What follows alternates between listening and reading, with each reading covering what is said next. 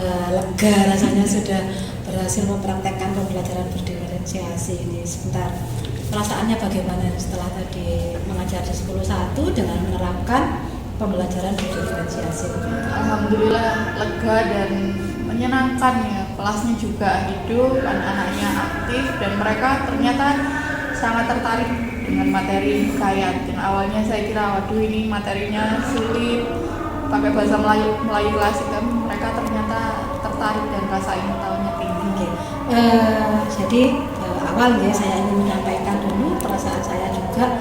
Alhamdulillah saya melihat Bu Putri tadi luar biasa nih, bisa mengkondisikan kelas, kemudian langkah-langkah real di kelas tadi sudah sesuai dengan RPP, kemudian juga sudah muncul untuk pembelajaran berdiferensiasinya, kemudian anak-anak juga bisa berkooperatif ya, sangat aktif sekali mengikuti semua instruksi dan arahan-arahan dari Bu Putri selaku guru model.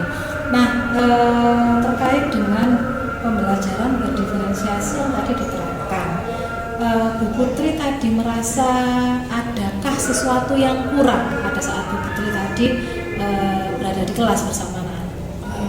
Sesuatu yang kurang itu ada menurut saya, yaitu teksnya yang kurang variatif, karena yang saya gunakan satu teks yang sama untuk satu kelas, hanya sajiannya saja yang saya sajikan dengan dua jenis, audiovisual dan teks tertulis seperti itu.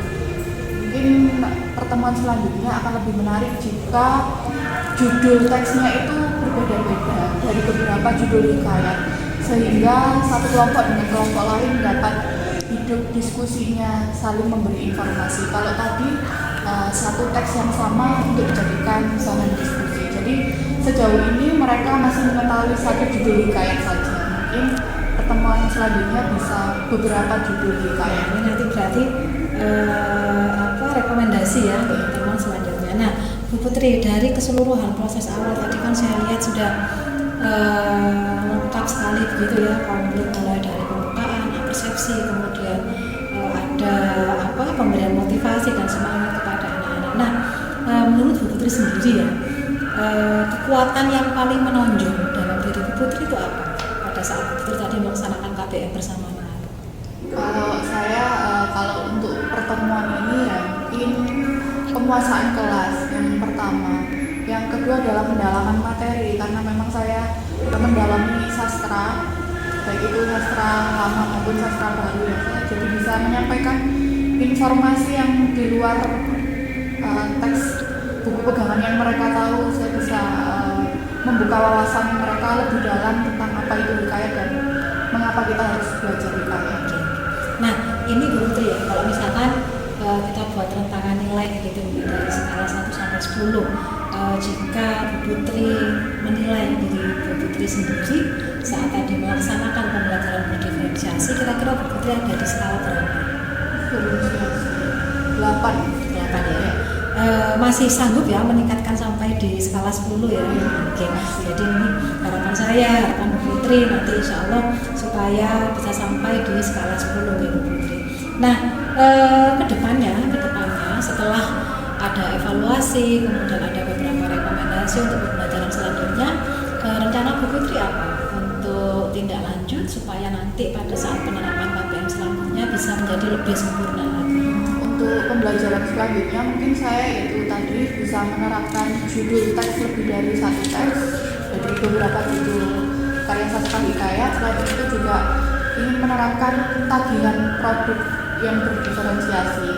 Jadi tidak hanya satu LKPD dengan bentuk visual seperti itu, mungkin satu kelompok bisa mengumpulkan tagihan berupa video, kelompok yang lain itu berupa makalah. Jadi ini tagihan tugas yang berbeda juga sesuai dengan perkembangan kelompok itu.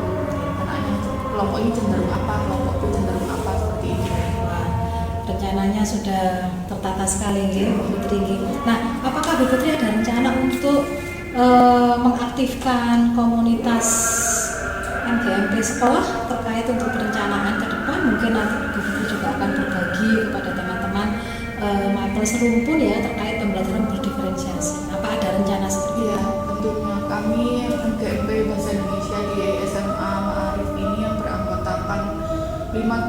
lalu berdiskusi dan berbagi informasi terkait dengan pembelajaran, entah itu pedagogiknya ataupun profesional.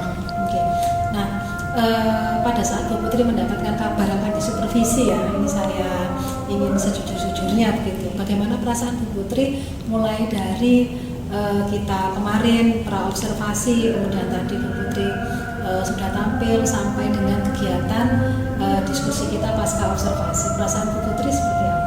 Perasaan awal sebelum diobservasi, sebelum disupervisi otomatis ya pasti ada perasaan grogi ya, karena dilihat mengajar kemudian dilihat. Selain itu juga pembelajaran berdiferensiasi kan satu hal yang baru yang saya juga masih perlu mendalami lagi itu. Tapi setelah diobservasi ini banyak masukan, kemudian akhirnya tahu bagaimana rasa menerapkan pembelajaran berdiferensiasi itu dan bisa mengukur kekurangan saya di mana, kemudian apa yang harus saya perbaiki dan plan ke depannya bagaimana.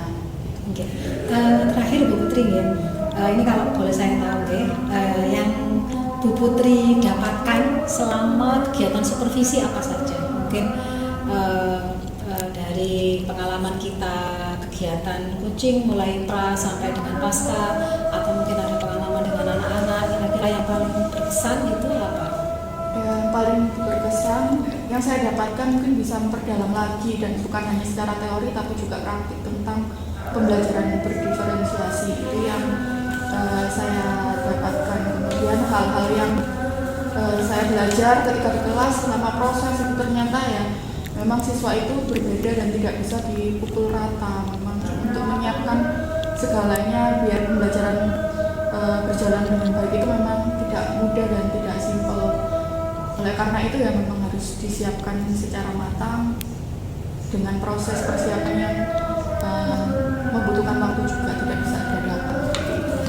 Oke, alhamdulillah ya Bu Putri. Jadi rangkaian kegiatan supervisi kita sudah berjalan dengan baik. Bu Putri juga sudah sangat kooperatif sekali membantu terlaksananya kegiatan program guru penggerak, dan bukan sekedar untuk pemenuhan tugas, tapi kita berdua sama-sama berharap bahwasanya nanti rekan sejawat semuanya di SMA Ma'arif Ibnu Pandaan ini bisa sama-sama menerapkan pembelajaran berdiferensiasi. Terima kasih Bu Putri sudah meluangkan waktunya, sudah menyiapkan terkait mulai dari persiapan supervisi sampai dengan terlaksananya KBM, dan hasilnya sangat-sangat memuaskan. Terima kasih Bu Putri. Saya akhiri. Semoga nanti lain kali kita bisa berdiskusi kembali. Assalamualaikum warahmatullahi wabarakatuh. Waalaikumsalam warahmatullahi wabarakatuh.